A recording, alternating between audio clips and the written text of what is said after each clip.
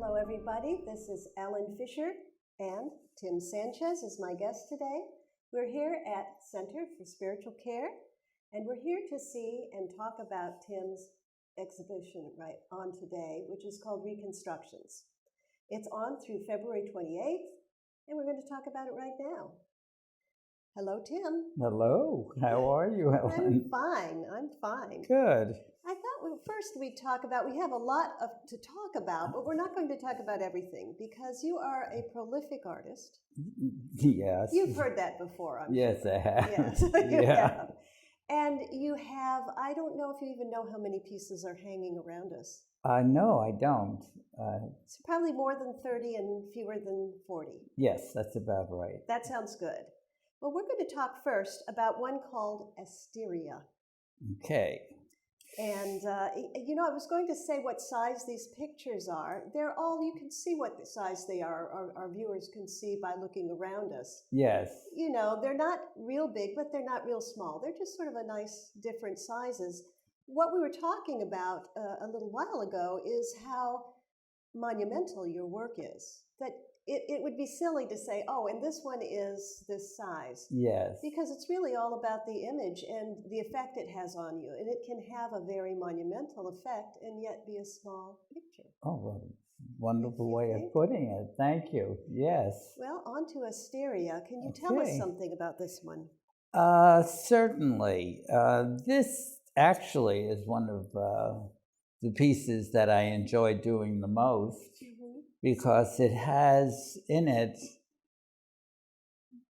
many different forms of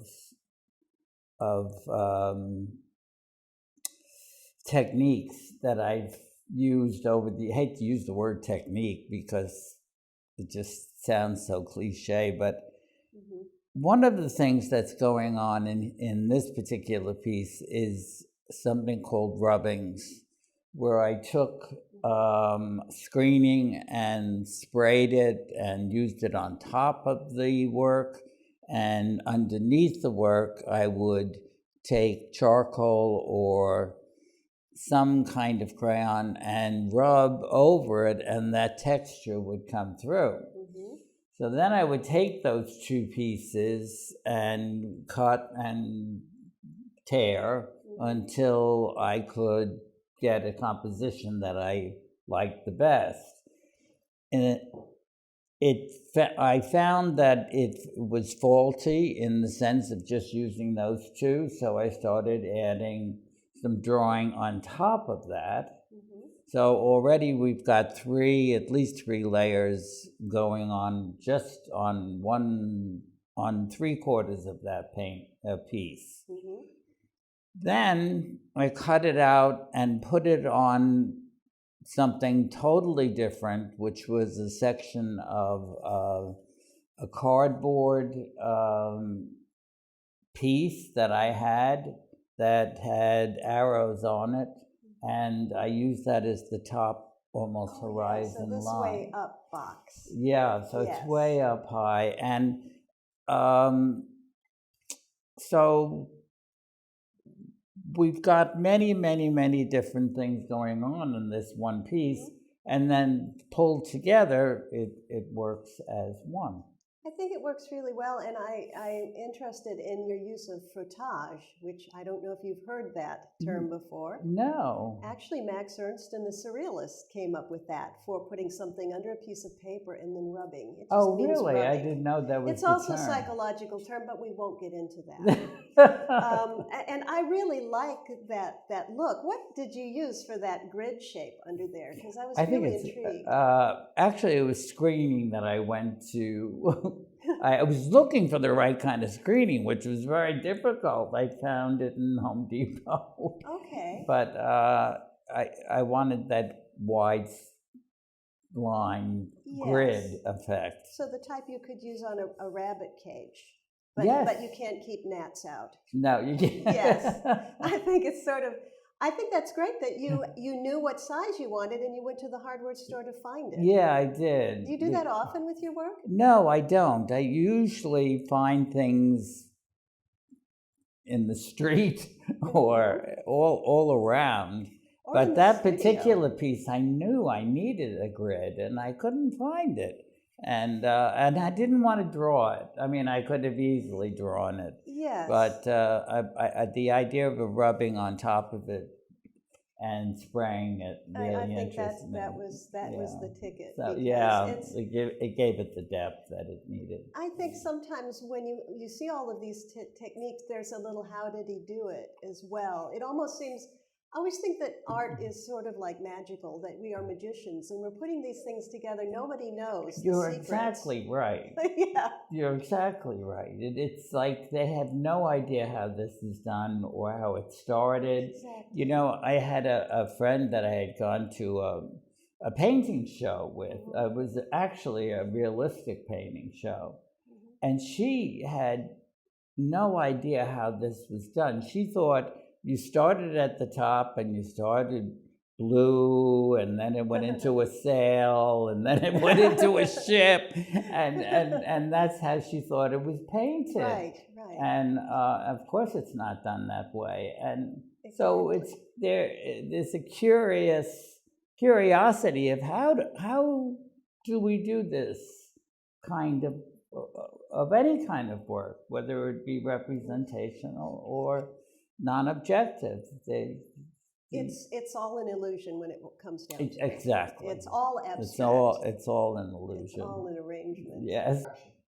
Now we're going to talk about Eris, which I think is the same thing, only different. But while there appear to be a lot of layers in the last one we talked about, Eris actually does have layers. You can see them built up. Yes, the layers that were done in the previous one were layers of paint or drawing materials, where in this particular piece, it's all built up with paper, cardboard, paintings, torn areas, and it became very, very thick. In fact, I had it even thicker than this, and I tore pieces off, and it was starting to look even better.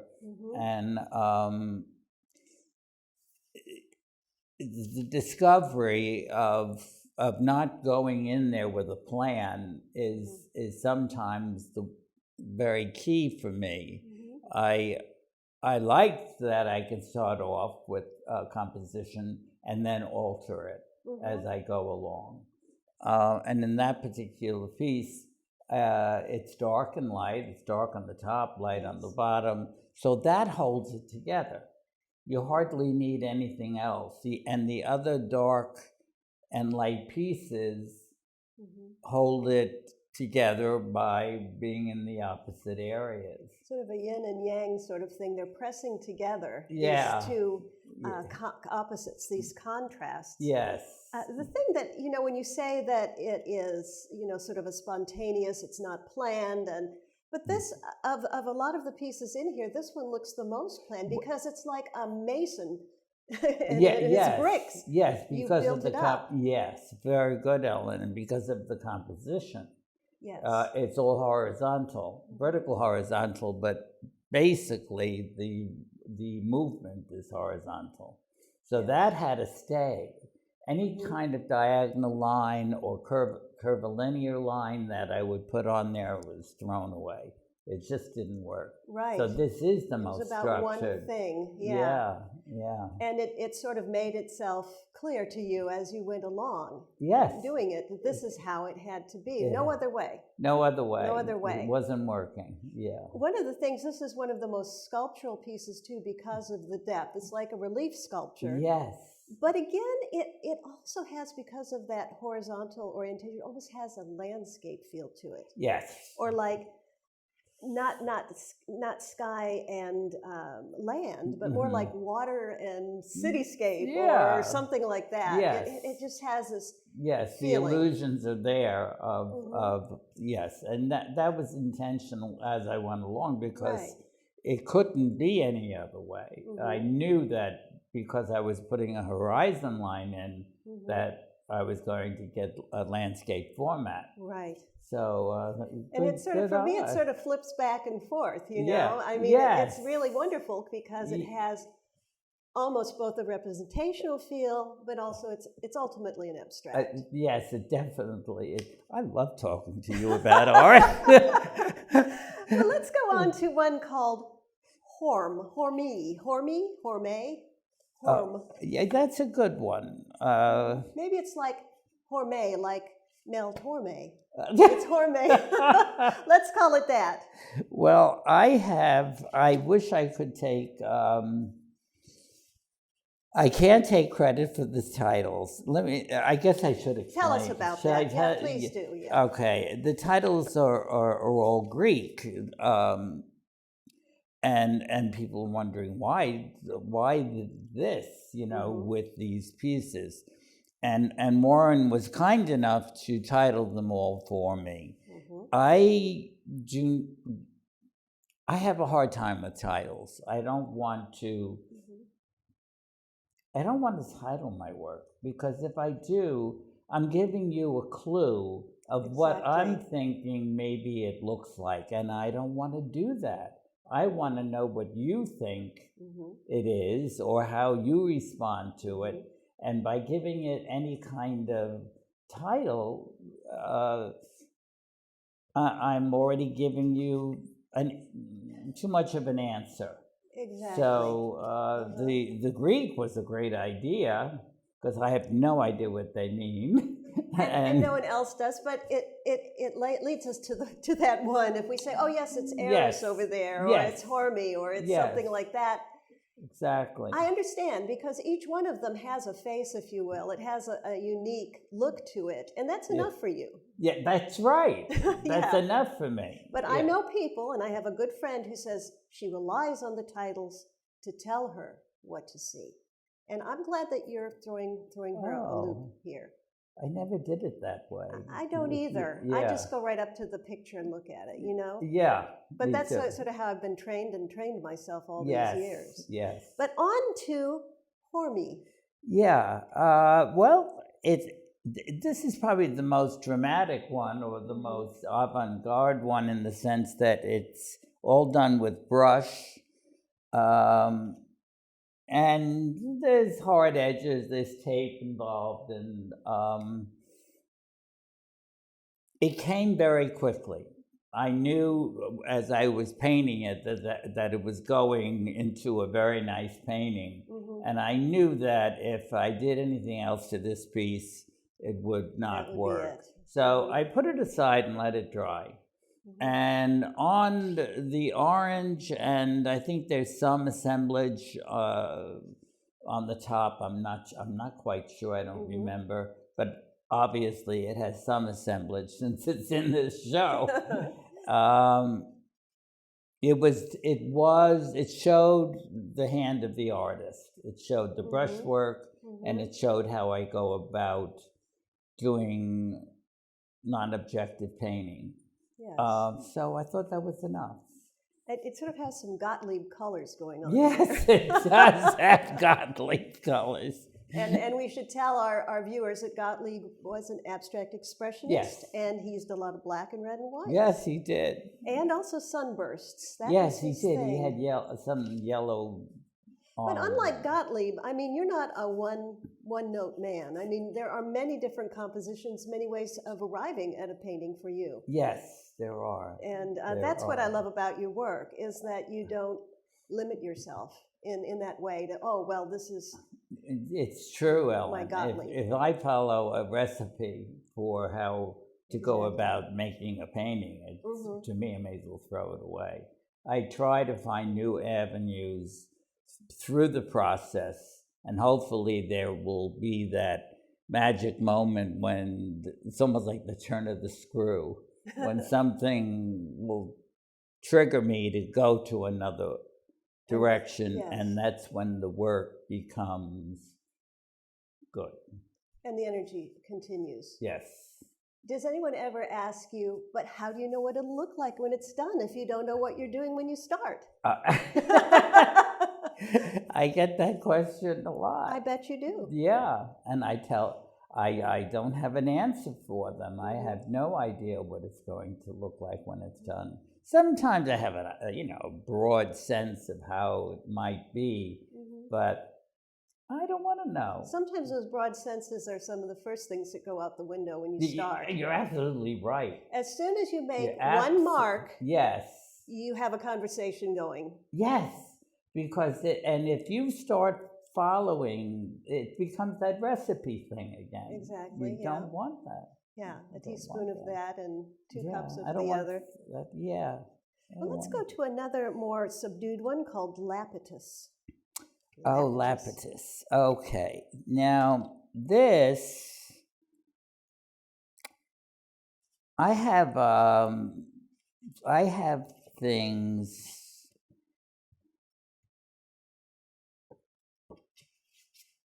that are, I have a lot of garbage. Yeah, I could see you searching for the right term. I don't know how else to put it. I have a lot of things and different papers and that are beautiful that I can't throw away. I have, and they're all different textures and different weights. And that's exactly what this piece was constructed with. Actually, part of it is vinyl, from vinyl flooring. So it has sort of a sheen to it. Yeah. That plays against some of the dull and more fibery type things. It does have that. Yeah. But there's paint on it because it was from my studio that I was painting on. And these were the drops or the remnants of the painting that I may have been doing. And it was recorded in the floor. I mean, how can you throw that away? You cut a piece of flooring up and put it into this picture? Yeah.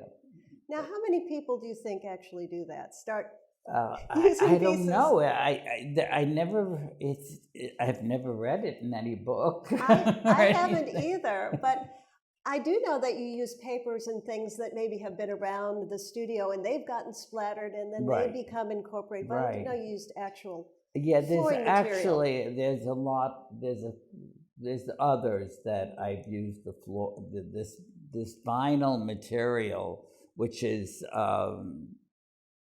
probably the cheapest. It's just white that I bought originally to cover my floor and taped it down to protect the floor, and I kept it down there for years. And even when I pulled the tape back, there was a gorgeous edge that I could use. Ah, I see. So, I mean, the stuff was pregnant with possibilities. I just couldn't. You're a man with your eyes open, I think. You have the eyes open and the mind engaged. You know, you can't just look at something and say, well, that's just the floor. Right. Or, gee, I really made a mess today. Yes. You say, wow, I really made a mess today. How can I use that? Yes, it's true. Let's go to one of my two favorites, Apollo, which is mainly photographs. And I thought this was a really nice one to talk about because you've done this collage type of picture making. Yeah. But it's mainly photographs and not so much plain paper or paints. These are photographs that I have taken, and one of them is a friend of mine has taken. And so they are works of art that were originally, that may have been shown or not, or maybe they weren't even, they were in boxes that I had.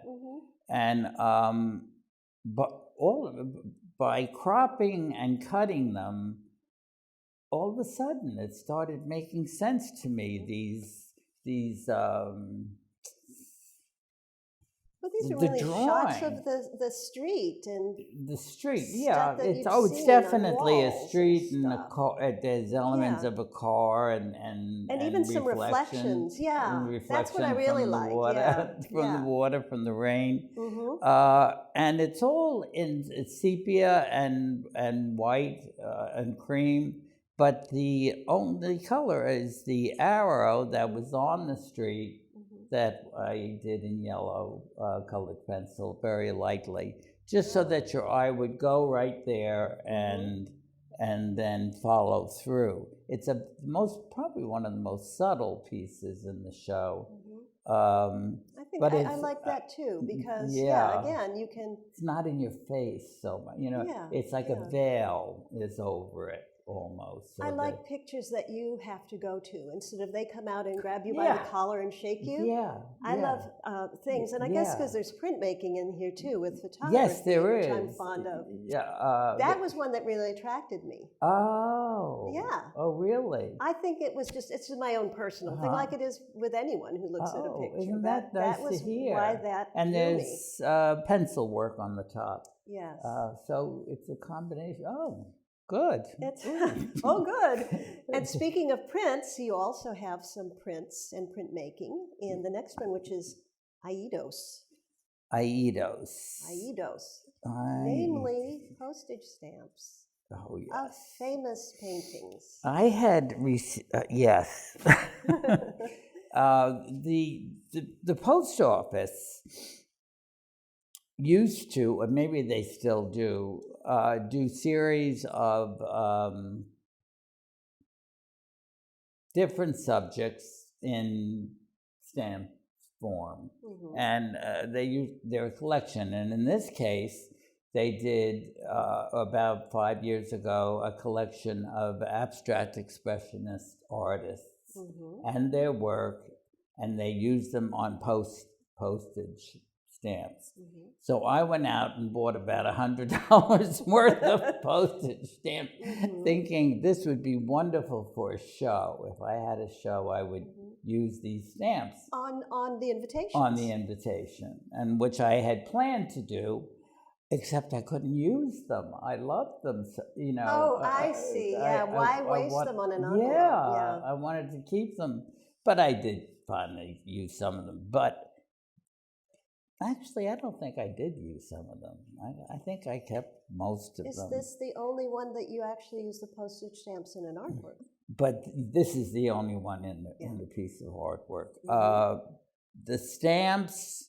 This is an arrangement in a vertical horizontal format with diagonal lines and drawing on top of it with some paint also over it, overlaying it. So it's a real, there's many different things going on here, but the key were the stamps.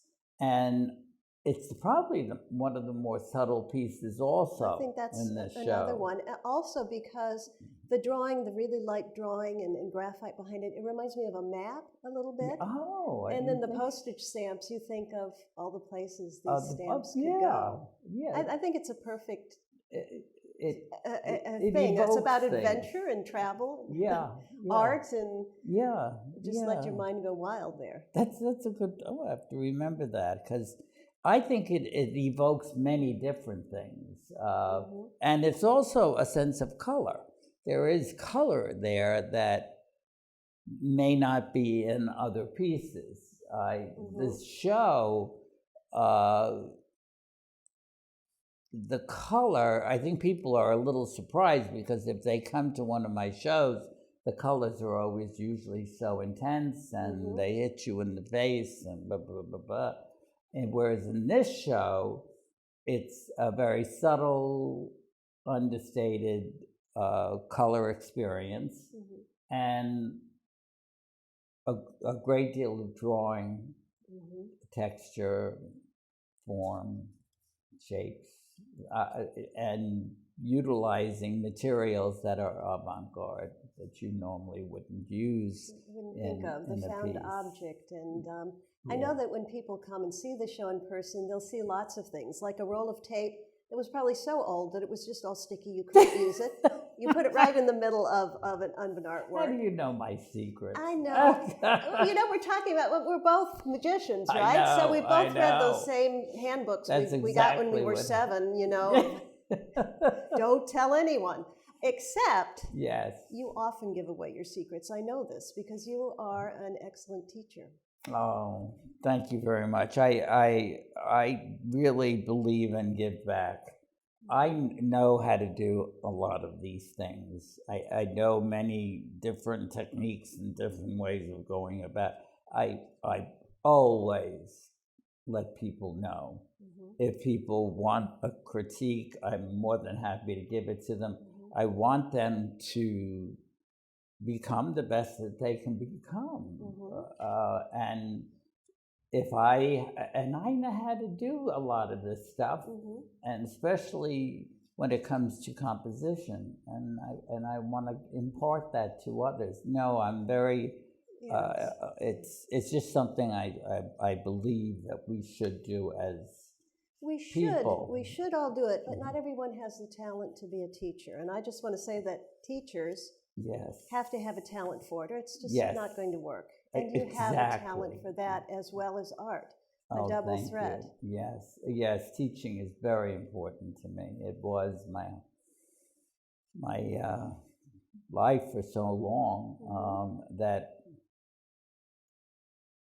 it's just part of me. It's I think like your art, it's a process. Teaching is a process. Yes, it You is. start maybe with a raw student who doesn't know how to mix green out of blue and yellow. Yes.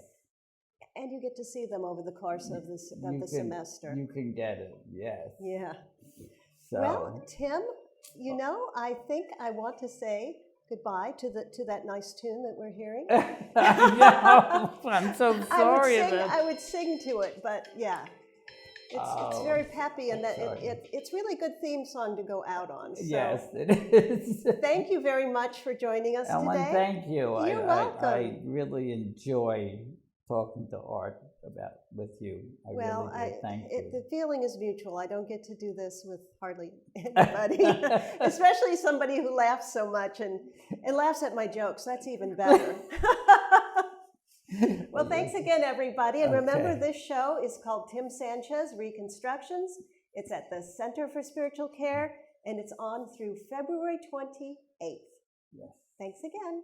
Thank you.